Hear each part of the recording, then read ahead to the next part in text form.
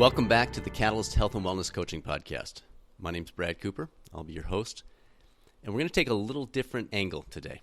Over the initial episodes, we focused on talking with coaches, getting their experience, finding out about the National Health and Wellness Board exam, looking at the idea of the evidence-based coach, not falling for the fads and what the research says and how we can apply that to our coaching practice. Today, we're going to take a look at the employee side. I'm going to be interviewing a gentleman by the name of Steve Percival. He's been in healthcare, human resources for 38 years. He knows this stuff. He has an MBA from Wright State University. In addition to all of that, he also spent 21 years serving on the Board of Education in his community, including the president's role for 9 years from 1999 to 2008. So Steve's going to give us a perspective from the employer's side of things and give you a chance as a coach, health and wellness coach, or a future one, to get a sense of what does that look like? What's important to an employer? Where does coaching play a role? So with that, let's go ahead and jump in.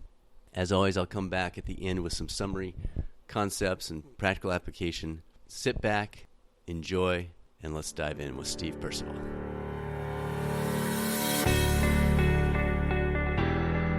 Well, Steve, thanks for joining us on the Catalyst Health and Wellness Coaching Podcast. Great perspective, a little different than we've had in the first few episodes. We're going to be talking more about the employer's perspective this time and how that relates to coaching. So first of all, you've overseen a variety of employee wellness programs. What are your general thoughts about the integration of wellness coaching into those different models, and when is it most effective? Well, first of all, thanks for asking me to join, Brad. Wellness coaching is such a key element to the entire wellness picture that I'm glad to have the opportunity to kind of give some feedback as to what worked and what hasn't worked for us. And so in my view, wellness coaching is an integral part of the three-legged stool where you have internal infrastructure wellness coach or wellness ambassador kind of mindset within the organization. And then you have a support infrastructure, system infrastructure, technology, and then you have wellness coaching. And absent the effective wellness coach, that's the human element of the other two that allows the accountability to begin to settle in and allows people to understand that it's bigger than just creating this program that you have to participate in order to get credit. It's actually about making a difference, and the wellness coaches are really good at allowing that personal interaction to create some personal accountability and some personal buy-in to the program as it stands. And so I can't imagine an effective wellness program in an employer setting that didn't include effective coaching. Now, you've worked with some, you've been doing this a long time. I did your introduction here so they know about your background. You've had some employee wellness programs that you've bumped up against in the past that don't include the coaching. Talk a little bit about what your experience was with those. Well, there are as many wellness programs and wellness vendors out there as there are Google searches that you can do, and so they're broad and wide. The ones that we were involved in or I looked into that did not involve coaching became dependent on things that really didn't make a difference when it come to moving the needle on wellness of the employees. And they tended to be technology heavy and is more click the box and check the things that I've done and get my blood drawn and is more of a technological accomplishment than it was a true moving the needle on my own personal wellness. And so that's, to me, the difference. It adds the personal touch. It adds the ability to interact and have a dynamic experience between the wellness program and the individual employee, which happens through the wellness coach. When it comes to the executive team, they're the ones that have to pay for this, and coaching's not cheap. It's the most expensive component to any wellness program, really, if you break it into pieces. Any advice for those coaches out there that might be approaching companies and trying to get the interests, and they are bumping up against the, well, yeah, sounds great, but we don't have the budget for that kind of thing? Any suggestions or ideas that they might try in that situation? Well, you probably hit upon the most challenging aspect of getting a wellness program integrated into an employer organization, because it is a cost issue for many executives. And when it comes down to it, it's all about return on investment, and it's all about the ability of the coaches to be able to demonstrate to the employer that they can truly make a difference in a lot of different ways, both hard dollars and soft dollars, and when it comes to creating an environment where people are healthier for a number of reasons. But I think at the end of the day, there has to be some mechanism to be able to demonstrate hard dollar ROI savings that at least pay for the coaching or at least pay for the program, if not more. And that gets people's attention. And it's easy to do because it works and it's effective and done right. You can work with the insurance companies to create a baseline of wellness or baseline of several different metrics of gauges and measures of your employees' population's health, and then measure over time. But it does take a leap of faith on the executive's part, and it requires some effort on the coach's part to actually make things happen, because there has to be buy-in, and it has to be buy-in by the executive team, there has to be buy-in by the coaches, and there has to be buy-in by the employees, and that's all kind of a dynamic process. It only happens if people are working together for the same goal. Let's talk about dimensions of wellness. I know that was an area that you were a big fan of. You helped create some of those concepts. What about integrating the dimensions was interesting to you or valuable to you as an organization? And how could a wellness coach support this concept of dimensions of wellness? Well, actually, to me, the dimensions, if you come up with 5, 6, 7 dimensions of wellness, it actually enhances the coach's ability to move the needle on an employee engagement, satisfaction, wellness, whatever, however you want to measure it, because it allows you to focus on things other than just health. And I think there's a misconception out there that employee wellness just focuses on somebody's physical condition and their, what their cholesterol level is and their A1C and all that kind of stuff. And it's not that at all. It's about the employee's ability to be productive in society and be a productive member of the employee organization. And I think that if you can create 5 or 6 dimensions that allow you to measure that, slice and dice a couple different ways, stratify wellness a couple different ways, then it gives the coaches much more flexibility when it comes to goal setting with the employee and dealing with issues that the employee may not want to deal with or may want to deal with, doesn't know how, a whole bunch of different things. Because, bottom line, not everybody's a marathon runner, and not everybody wants to go out there and work out 4 times a week, and not everybody's going to do that. But if I can get somebody who really is comfortable in their own physical condition and they really don't want to mess with that, they really don't want to deal with that, they're comfortable with the process they have, but they have issues with financial health, they have issues with social health, they have issues with environmental health, they want to become a bigger member of the community when it comes to creating a difference in the environment, whatever. There's a number of different ways that you can get an employee engaged in his or her wellness that goes far beyond physical wellness. And if you can create that as part of the infrastructure of the wellness program at the employer population, then at that point, not only do you have a much more engaged employee when it comes to things they can get involved in, but it gives the employee much more engagement to the employer by allowing the employee to meet those needs through the employer, which creates loyalty and all those other things and creates a more productive employee. And it has lots of the soft dollar effects. It reduces absenteeism, it reduces turnover, as well as if you can get them to touch on physical wellness, and at that point then you have some real differences made in the health plan costs as well. So it adds more tools to the wellness coach's tool belt, in my view, if you can create dimensions that matter as much as physical wellness, but extend far beyond just how many push-ups you can do. Did you find there were certain of those dimensions that caught the employees by surprise, that it was part of, in quotes, wellness?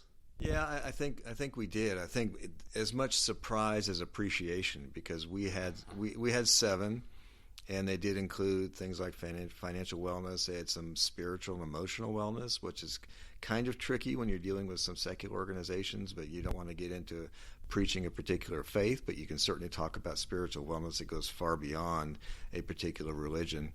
And you can talk about environmental and social things, and a lot of employees, after they began to understand that they can get equally focused on those things as they could on making sure their cholesterol was in some normal range, that they really began to appreciate the ability of the wellness program to help them steer their lives to a point where they wanted to do it. We had people that were able to get themselves out of debt. We had people who found the ability to get involved in social causes that they didn't even know existed. We had people that were really interested in doing certain things, but they just didn't have the ability to get off the couch and do it, and they just didn't know where to turn. And having this coaching capacity to talk people through what it is you really want to make a difference doing, how do you really want to change yourself and those environmental things around you that you can. And let's talk through that. Let's set a goal. So, by the end of next month or by the time we talk next, you'll have made these phone calls, you'll have made these visits, you'll have gone to see these people, you'll have accomplished these goals. And then the employee knows that there's some accountability to somebody who really supports them. That those are the things that move the needle. Those are the things that really make a difference in an employee's life. And And again, it just broadened their scope, and it created a much more robust feeling of appreciation to the employer for the coaching who's able to get them involved in things that they really are interested in. So if I'm hearing you right, you're describing a model that is different than historical wellness model where it's just for the high-risk people. Yeah, that's a great point, Brad, because you certainly can focus on the people who are morbidly obese or the people that have 5 or 6 comorbidities, and the insurance company are really good at pointing them out, and all you got to do is walk down the hall and you could probably identify a bunch of them. And that's bottom line. That's where the money is. So as a coach, you need to come up and make sure you have some strategies to be able to help those people. But that's 10% of the population. What about the other 90% of the people that really are interested in making a difference? You can get as much movement in whatever metric you're measuring out of 90% of the people who really don't need to move the needle much versus the 10% who do. And so it's you got to be able to capture everybody, and you have to be able to make sure. And again, you have to separate.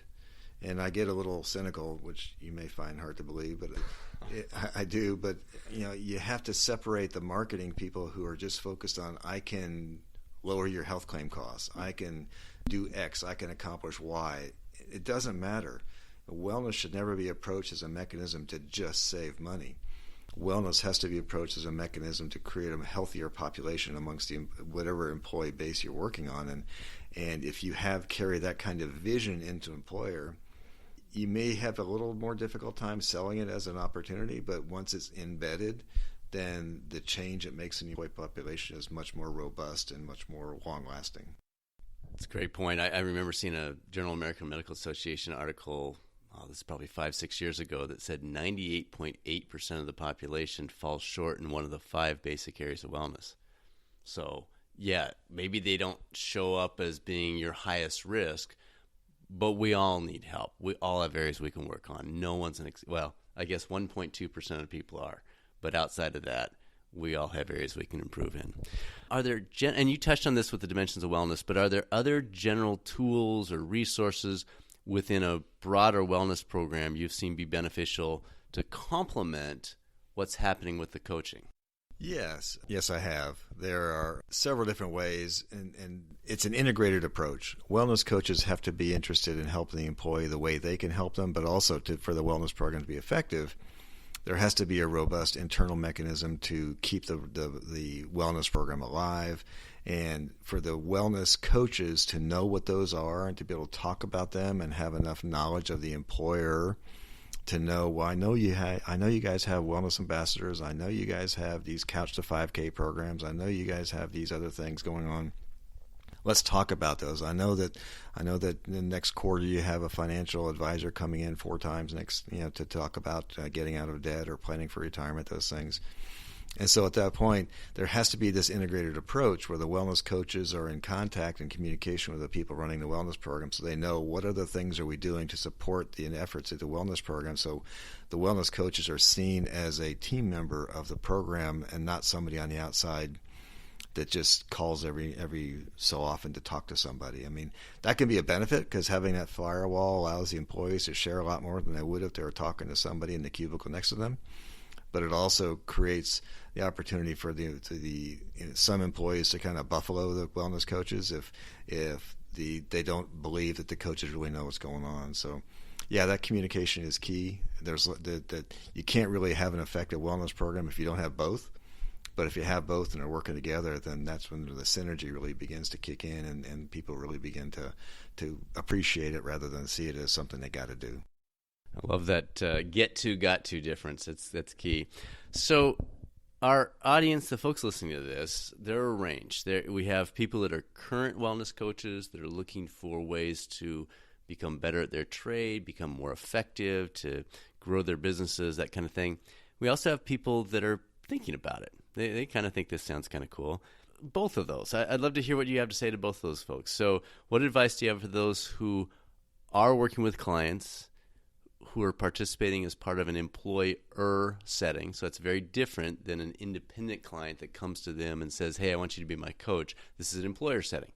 Maybe not everybody really wants to talk to them. Any advice for that group? And then we can come back to the future coaches in a moment. Yeah, and that's a good point, Brad, because coaching is hard. It really is hard, and to be really good at it takes an awful lot of work. And it's not just something you can get a certificate in, or not just something that you can just study for a test and take and become a coach, a good coach, because it just doesn't work that way. You have to really want to do it. You have to really be invested in helping people, because I don't know what the statistics are, but I bet you 80% of the time you run into resistance. You're going to run into employees who are doing it because they have to get a premium credit. They have to because somebody's ragging on them. They have to because they have a department who they have to have 100% participation, or they all get a pizza, or some donuts or Krispy Kremes or something, or whatever. But you're going to run into a lot of resistance. You're going to run into people that are blowing smoke up your shorts because they, last time you guys talked, they agreed they're going to start walking steps or something like that, and they didn't do it, and they don't want to lie to you, so they're going to make something up. And so it is hard work. It is something that you really need to be focused on. But I think it's really important to never judge your clients. Always understand and let them kind of guide where they want to go, what they want to do, because at the end of the day, you can't make them do anything anyway. And so I think one of the things that I have seen, at least in the cycle of coaching that I've experienced and other people have talked to me about, you could probably measure it on some kind of a scale where it starts out with resistance and continues with resistance. And over time, as the trust builds, the resistance is met with trust, and the resistance is met with cooperation, and then you actually get buy-in to the point where over the course of a year or a year and a half or 2 years, the person that was resistant at the beginning is very much looking forward to the phone call next, so I can tell you what I did, because I know you're not going to judge me. I know you're probably the only one in my life that's not going to rag on me because I ate a bag of potato chips when I should have been walking around the block. But what you're going to do is help me understand how I can change to become better next time. And I think that's really key, that they have that understanding that you're never going to judge them. You're always going to be focused on what can I do next time to become better. And that's, I don't have that temperament. I'm afraid that my life as a coach would be pretty short, because I don't deal well with people who blow smoke up my shorts, and you have to be very patient. And but if you can develop that skill, if you can create that sense of attachment to people and that sense of connection, boy, you can really change people's lives. And I've heard it, I've seen it, I've experienced it, and it's impressive. And I admire anybody who wants to become a coach and who wants to stick with it. It's hard work. Then our future coaches, and you gave some advice there for future coaches, but anything you would say to the person that's on the fence, somehow they found this podcast and they're thinking, yeah, I like healthy stuff, and that's kind of part of my lifestyle. I've had people tell me I'm a good encourager. Maybe I should look into this. Any advice or maybe warnings of things to be aware of in addition to what you just mentioned? I was just thinking about that. I think it would be great if anybody who wants to be a coach would be required to go through coaching as a client, because at that point, they begin to experience what it's like to be on the employee side of being coached. And then you can understand what you're going to run into. And if you can put up with yourself, and then you may have a chance, because you're going to try to be as a coach just like everybody else does. And so if you can put up with that from the other side, then you have a pretty good shot at being really good. But I think that's, that may be a good test to go through coaching yourself and see what it feels like, see what you're going to run into, see if you really have the temperament to deal with people. I don't know how many coaching calls a good coach takes in a day, but if you take 8 or 10 or 12 or whatever, then at that point, you're going to run into that 6 or 8 or 10 times during the course of a day. And if you can feel energized by that kind of interaction, then I think you probably have a pretty good shot. Excellent. So let's make it personal here. You've participated in the wellness program. What was your experience with your coach? Any breakthroughs, any just discoveries that you had going through this process with your coach specifically? Yeah, I'm not sure I should admit to all of them, but the one thing that probably bothered me the most is she took really good notes, and she had a really good memory, and it just and she would say, "Well, didn't you say this last time?" I said, "Well, son of a gun, I was hoping you wouldn't remember that." But at the end of the day, she was able to connect in a way that again, capitalized on those things I was talking about. She never judged, but she always said, okay, this is what we agreed to. This is what you did. What are you going to do next time to move the dial just a little bit going forward, or what can we agree on that you're going to do? And it's amazing. I mean, we all want to please people we respect, and we all want to be probably, I don't know, acknowledged or reinforced by those people that we admire, that we have some esteem for. And the coaches end up being that person, because there were times when I would do stuff probably I knew was good for me, but probably because I knew that the coach was going to ask me about it next time. And it works. It does it. And if you can establish that relationship with your clients, and they know that you care about them, and you're not just trying to check the box, and then you can change people. And pretty soon, if you do it enough times, then behaviors become habits, and habits become change, and change makes a difference. And at that point, then that's the kind of thing. And it takes time, but it works. And my personal experience was that it did. She got me to do stuff that I kept telling myself I was going to do, but never did. And that's really what makes a difference. That's powerful. Remember, folks, this is the guy that organized the whole wellness program for thousands of people. He was in charge of it. He went to bat for the budget for it. And yet he's saying to you, I knew what I needed to do, but I wouldn't do it necessarily. And then my coach took this, whatever it was, approach that worked with him that helped him move forward. So it's just another great reminder. Wellness is not information that turns into application. That's where you come in as coaches. So last question, unless we have some random thing come up, any just general guidance you give to health and wellness coaches from employers' perspective, in addition to what you've shared already? I don't know. We kind of covered the spectrum of things going on here, but kind of following up on that last thing, I remember one time the CEO came down to my office and said that he wished his coach didn't have such a good memory either, because she's getting him to do things that he wished that he didn't have to do, but he knows is good for him. And so, it just is just one of those things that everybody is in a certain place in their life. Some people, run marathons, and some people are sprinters, and some people are couch potatoes. And the good coaches, from what I could see, they always accept people for where they are. They never assume they should be somewhere they're not. They just accept them from where they are. Then they just say, okay, how can we move you from 1 to 1A? We're not even talking about 2 yet. We're just talking about 1A. Then we'll get to 1B. And we'll take these little baby steps, and we'll just change one little thing at a time. And what we want to do is make sure that you're at least thinking about it. And that's so key, because nobody wants to go from sitting on the couch watching or binging on Netflix to running a 5K next week. It's just not going to happen.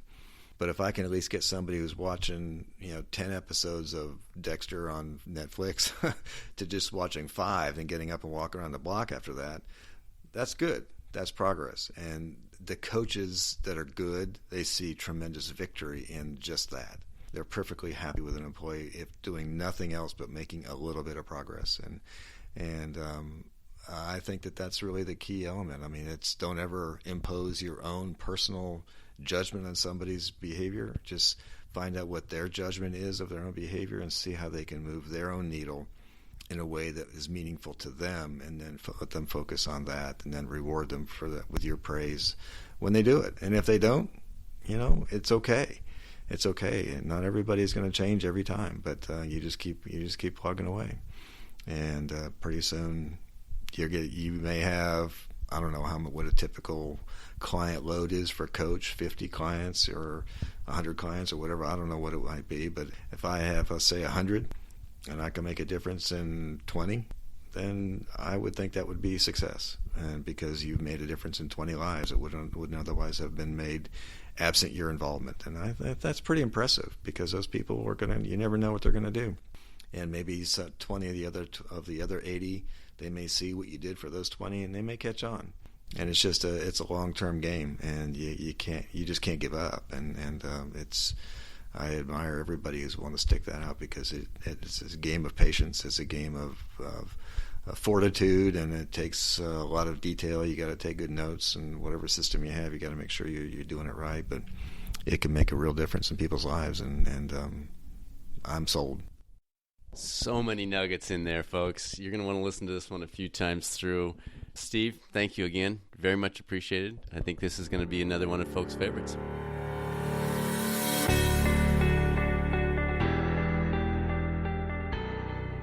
I did want to highlight a couple of items that Steve mentioned because this is a pretty unique episode, getting to hear from an employer, thousands of employees, and what he sees as the key aspects of wellness as a whole, but also what we're doing as wellness coaches. So just a few things that I jotted down as I was listening to it again. First thing he mentioned, and again, think of where he's coming from. He said that the core aspect of any effective wellness program is the coaching. Yeah, the other things matter. He talked about the dimensions of wellness and what a nice tool that can be. But without the coaching, you don't get the movement that you want. He did remind us that you got to show that. You've got to demonstrate the ROI, the VOI. And by the way, we've got some tools on our website that may help you with that. But keep that in mind as you're considering whether this is a route you want to go as a coach. The second thing he mentioned, I touched on this a couple times as well, is the importance of if you're going to be coaching, and especially if you're going to be working with clients in an employee setting versus independent coach setting, you probably need to get the sense of what it's like to be coached. Now, those of you who have been through either the Catalyst Coaching Institute certification or one of the other programs that has led to the ICHWC national exam, you know that's already a requirement. So you get that, you're probably nodding your head and going, yep, done that, check.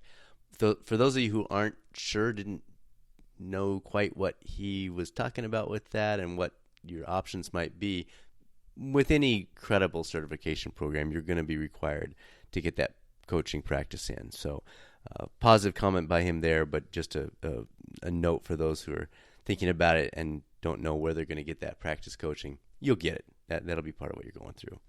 And then the last thing I want to mention that he brought up, and he didn't say this outright, but it was suggested kind of beneath the surface, and that is don't be intimidated as a coach by the person you're coaching. It's so easy for that to happen. You look up the name of the person you're coaching if you're working in an employer type setting, and you see Chief HR Officer or Chief Operating Officer or the example he gave, the CEO. But did you hear what that CEO said? Did you hear what Steve said about his own experience? It made an impact. It helped him move in a positive direction. Even though he knew what to do, it helped him move in a positive direction. So people are people. We all have areas that we can grow, every single one of us, toward becoming a better version of who we are. Don't let that position affect you. So again, thanks for joining us. If you enjoyed the podcast, we really appreciate it if you can give us a good rating there on iTunes, and certainly we'd love a review as well. I noticed we've had a few of those pop up recently. And please spread the word. There are a lot of podcasts out there. Our goal with this one is very simple. We want to help you as a wellness coach or a future health and wellness coach to be the very best version of that coach, of you as a coach that you can possibly be. So we'll continue to grow this. We'll continue to add to the episodes, and we appreciate you spreading the word. Thanks so much for joining us. We'll see you next time on the Catalyst Health and Wellness Coaching Podcast.